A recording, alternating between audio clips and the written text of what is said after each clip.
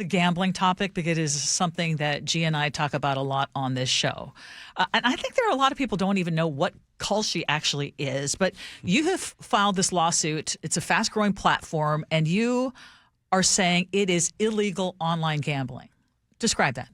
Sure. Well, first and foremost, Washington State has one of the most tightly regulated, restrictive gambling laws in the entire country. The laws vary across the country, but in Washington, in our Constitution and in our state statutes, we have decided as a state to really, really restrict how and when you can gamble. And it's mostly through tribal regulated casinos, which are highly regulated institutions. Kalshi and others like Robinhood and Polymarket allow something that they call predictive markets that we are alleging essentially is gambling. You go onto the website, you can wager on pretty much anything that you want. Sports, elections, the length of press conferences. The thing that really struck me is that Kalshi was allowing, and I think still is allowing, you to bet on how many measles cases there are going to be in the United States, how many people are going to be hospitalized. They were allowing for wagers around some of the things related to the war in Iran, all these sorts of things that are destructive. But most importantly, it violates state law. We sued in state court. They tried to remove it to federal court. We're fighting back to get it back in state court, but that's because it violates Washington state law. How did this come to be? Like, we're here. It's there. Like, what were the regulations and what are the things that they had to pass to be like, all of a sudden, bam, you can bet on if there's going to be measles? Like, how did that? Because if I try to open up a business, I got to go through things. How did this come to be? Sure. So part of what Kalshi and others in this space do is regulated at the federal level by the CTFC. And what we are alleging is a way they've expanded. It comes into things that violate state gaming laws. I don't know the origin story of Kalshi. I do know that the president's son serves on their board, which raises its all sorts of issues in and of itself, I think. But because, they started in a pretty narrow market, allowing on sports gambling, sports betting. But now that they've expanded it to everything, I think part of it, it's a larger conversation about America and the types of things we like to wager on. And that's a conversation we can have. But my job, first and foremost, isn't to enforce Washington state law. And this is pretty simple. You go online, you bet on the outcome of something. If you are correct in your bet, you win money. To me, that's gambling. We believe it violates our state law, and that's why we brought this case. Now, again, we're listening to State Attorney General Nick Brown. Gee and I have talked about it. I believe that we just have a nationwide gambling addiction. I think it's just harder and harder, and it feels like unless you are able to do it on a statewide level, this is almost a losing battle. Yeah, well, I do think we have a gambling epidemic. I've gambled in the past. I like to gamble from time to time, but I recognize the dangers of gambling, like anything else that can be addictive, like drinking, like smoking, like anything else. People, I think, right now are addicted to being online, addicted to their phones. We see their brain chemistry change, particularly for young people. And I think one of the most dangerous things about Kalshi and other predictive markets like this is that the vast majority of the users are younger people. Kalshi exploded into the world, into this market because of younger men principally who are betting on everything, wagering on a bunch. And, we're talking about people whose brains aren't fully developed, who are, I think, uniquely susceptible to making bad decisions. But, more than anything, because it violates state law, we need to make sure that we're enforcing that. But I do think that it is very addictive. It can be addictive. I want people to be able to enjoy things that they enjoy and spend the money that they want to spend in the way they want to spend it, but they have to do that consistent with state law. What about this impact? And so when I hear you, and I'm on that side, I do, Ursula and I talk about it all the time, I don't like it. However, I'm going to speak now from the angle of, let's just say that I do like it, right? What is the message to those that do like this? Because there's 50,000 people that use this app on a consistent basis all the time, right? And like you said, what do you say to the people that is like, hey, I'm a grown up. Hey, I should be able to do this on my own. I'm an adult. I can do this. Yeah, no, I mean, I understand that and I respect that. And, we as a state have decided to regulate gambling in this way. Again, it's in our state constitution, some of these limitations. People's voices are expressed through their elected representatives who continue to have a tightly regulated market. And that is the fact on the ground here in Washington State. And there are all sorts of things that people like to do that we regulate. There are a lot of people who like to do a lot of drugs. We regulate that, right? Those are things. There are a lot of people who say, hey, I want to drink and drive. We regulate that, right? And so we, as a society, do put rules on all sorts of human behavior, understanding that we still want people the freedom and the liberty to do things that they enjoy. But again, in our state and our laws, we have regulated this. We obviously have a lot of gambling opportunities that are highly regulated, but we can't just let it a free-for-all, wild, wild west. That's just not who we are as a country. This is State Attorney General Nick Brown. Let's talk about voting, because you're also co-leading a lawsuit challenging this new executive order from President Trump that would really reshape mail-in voting in our state.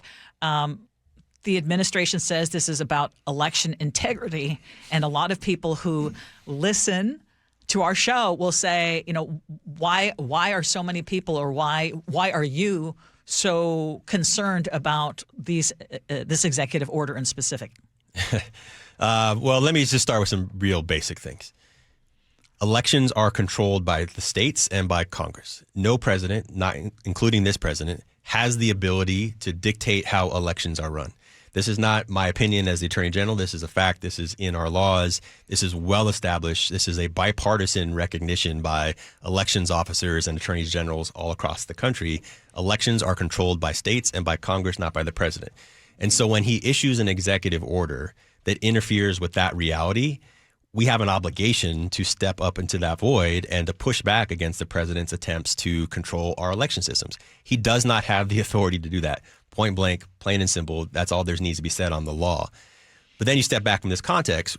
President Trump is still claiming in 2026 that he won the 2020 election, which is nonsense. He says it all the time that he won. It's a lie. And so when you talk about election integrity, and it's coming from someone who still claims that he won an election that he most certainly did not, that has been backed up by lots of research, including some very conservative people like the Heritage Foundation that have said voting fraud, voting irregularities is super rare. President Trump ignores those truths and those realities.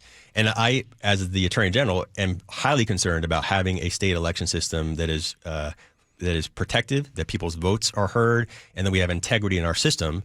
That is the system that we have here in Washington State.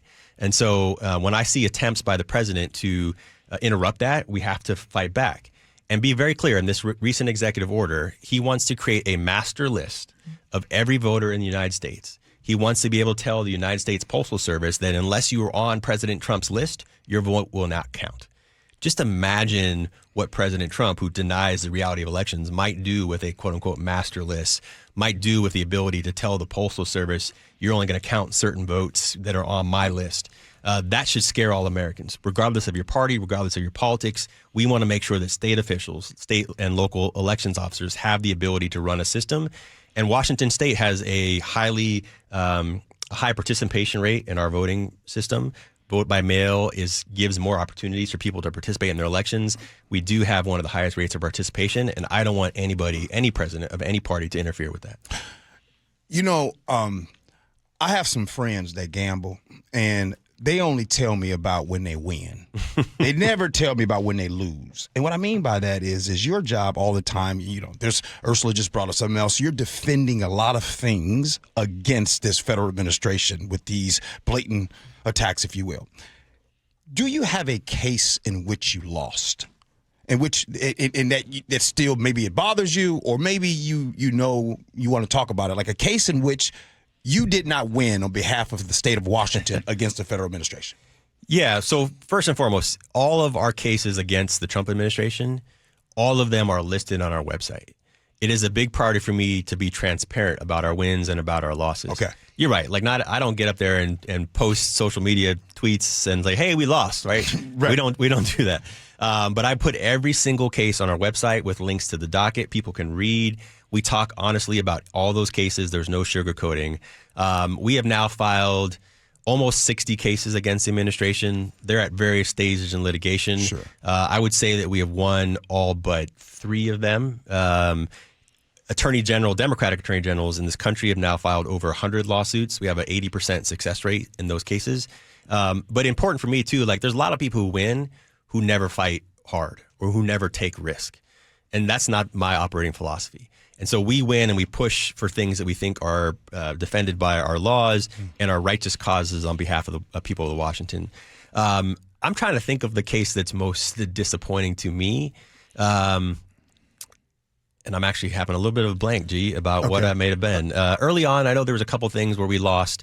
There are some things that this administration has done that the Supreme Court has allowed on what's called the shadow docket, where it's not an actual ruling on the merits of a case, but it's an immediate grant to the administration to allow them to continue what they're doing until the case is resolved. The shadow docket, which is, I don't want to get too far down the weeds, but it's really exploded in the last 5-10 years as a way for the court to administer decisions that have big impacts but aren't final rulings. And there have been some shadow docket decisions that I found disappointing, but there's not one that really jumps to mind. You are listening to State Attorney General Nick Brown. Now, you talked about Democratic attorneys general. You've talked about all these cases that you have largely won against this current administration. For people who listen to our show, who are supporters of the current administration, how do you respond when people say, well, this is just all, whether it's TDS or whether it is, okay, you've heard that, or whether it is, this is not a state attorney general who is working in my best interest. Why? What is your response to that? Well, first of all, I represent all Washingtonians, and I take that obligation seriously. When I sign my name on a complaint on behalf of the state of Washington, I recognize that I'm speaking for 8 million Washingtonians, many of whom don't like what I'm doing, may not support me personally. I try to put that aside because my obligation is to enforce Washington state law. And again, we do that for every law that the legislature passes or the people pass. We were in court last year defending a law that I personally thought was not a good idea, but we were in there defending it because that's our obligation. And I think when people say, you have TDS or things like that, that's a way not to get real about the topic. It's a way not to address the substance of an issue. It's just a way to attack rather than actually analyze and debate something seriously. And I love having debate with people who disagree with me. I think it's a healthy thing. I think it's the way our democracy should operate. When people say you're just, have TDS or you just don't like Trump, what I don't like is presidents that act in violation of our Constitution. And again, of the cases that we filed, we're winning these, which means judges appointed by Democrats and Republicans are agreeing with us that the president has violated the Constitution. And I think that should trouble all Americans. But I take that obligation as the Attorney General representing all Washingtonians very, very seriously. And I want people to hold me accountable for acting in their benefit. And on the federal litigation itself, and I think I talked about this last time, we have successfully protected $15 billion for Washington against cuts from the administration.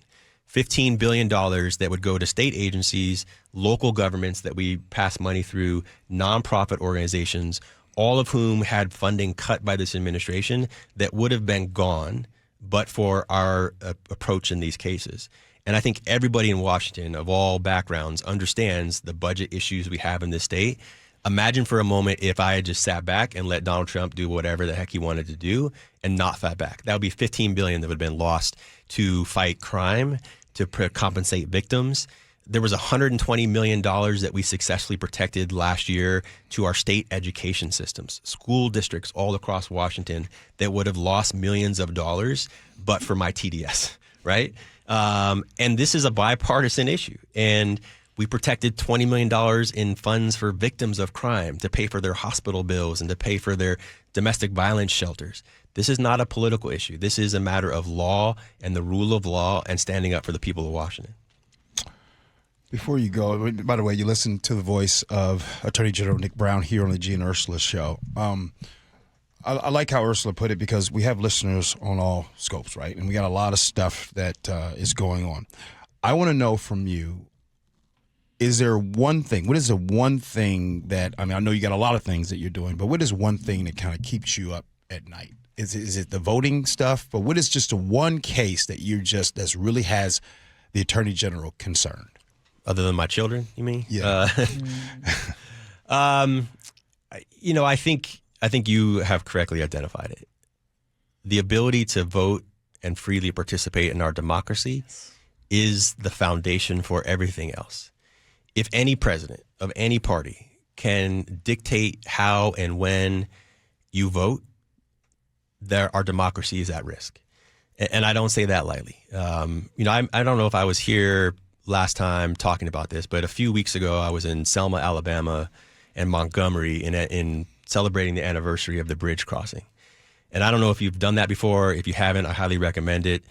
Being in Selma, and when you walk across that bridge, knowing that in 1965 people were walking into violence, knowing that they were going to be assaulted by the Alabama State Patrol, by the local Selma police, they were fighting for voting rights and economic opportunity.